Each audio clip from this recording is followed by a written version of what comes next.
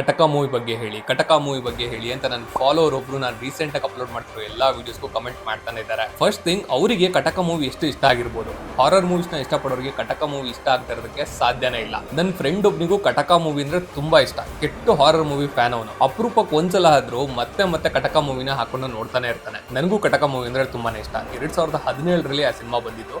ಅದು ಬಂದೋದ್ಮೇಲೆ ಬೇರೆ ಯಾವ ಕನ್ನಡ ಹಾರರ್ ಮೂವಿನೂ ನನ್ನ ಅಷ್ಟು ಇಂಪ್ರೆಸ್ ಮಾಡಿಲ್ಲ. ರವಿ ಬಸೂರ್ ಅವರೇ ಬರ್ದು ಡೈರೆಕ್ಟ್ ಮಾಡಿರೋ ಮೂವಿ ಅದು. ನಂಬಕ್ಕೆ ಆಗಲ್ಲ ಇದು ಅವರು ಮಾಡಿರೋ ಮೂವಿ ಅಂತ, ಅಷ್ಟು ಕ್ರೇಜಿ ಆಗಿದೆ. ಬ್ಲಾಕ್ ಮ್ಯಾಜಿಕ್ ನ ತೋರಿಸಿರೋ ರೀತಿ, ಆ ಚಿಕ್ಕ ಹುಡುಗಿ ಮತ್ತೆ ಅಶೋಕ್ ಅವ್ರ ಆಕ್ಟಿಂಗ್ ಸಖತ್ತಾಗಿದೆ. ಕೊನೆಗೆ ಉಗ್ರ ಮಂಜೂರು ಕ್ಲೈಮ್ಯಾಕ್ಸ್ ಅಲ್ಲಿ ಬರ್ತಾರೆ. ಎಲ್ಲಾ ಮುಗ್ದು ಲಾಸ್ಟ್ ಗೆ ಅಪ್ಪು ಸರ್ ಬಂದು ಒಂದ್ ಒಳ್ಳೆ ಮೆಸೇಜ್ ನ ಕೊಡ್ತಾರೆ. ಅವ್ರ ಬಾಯಲ್ಲಿ ಆ ಮೆಸೇಜ್ ಕೇಳಕ್ಕೆ ಖುಷಿ ಆಗುತ್ತೆ. ಒಟ್ನಲ್ಲಿ ಹೇಳ್ಬೇಕು ಅಂದ್ರೆ ಕಟಕ ಮೂವಿಗೆ ಕಲ್ಟ್ ಫ್ಯಾನ್ಸ್ ಇದ್ದಾರೆ. ಆದ್ರೆ ಅದಕ್ಕೆ ನಾವು ಅಫಿಷಿಯಲ್ ಆಗಿ ಕಲ್ಟ್ ಸ್ಟೇಟಸ್ ಇಲ್ಲ ಅಷ್ಟೇ. ಇಂಗ್ಲಿಷ್ ಅಲ್ಲಿ ಡಬ್ ಆಗಿರೋ ಫಸ್ಟ್ ಕನ್ನಡ ಮೂವಿ ಯಾವುದು ಅಂದ್ರೆ ಅದು ಕಟಕ.